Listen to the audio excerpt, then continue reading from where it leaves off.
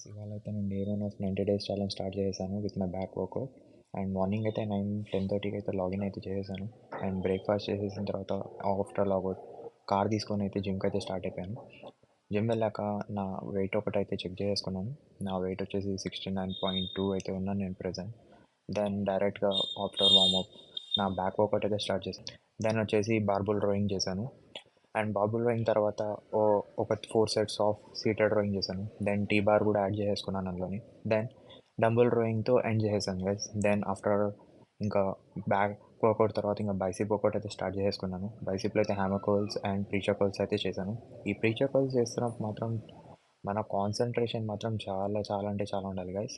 చాలా స్లోగా చేస్తూ కాన్సన్ట్రేటివ్గా చేయాలి. చేసిన తర్వాత అయితే నా బాడీలో అయితే పంప్ అయితే చాలా మంచిగా వచ్చింది. అండ్ అలానే కాస్త బ్యాక్ కూడా ఫ్లెక్స్ అయితే చేసేసుకున్నాను. ఇంకా లైట్స్ అయితే ఆఫ్ చేసేసి ఇంటికైతే స్టార్ట్ అయిపోయాను guys. Okay, let's meet tomorrow. Bye.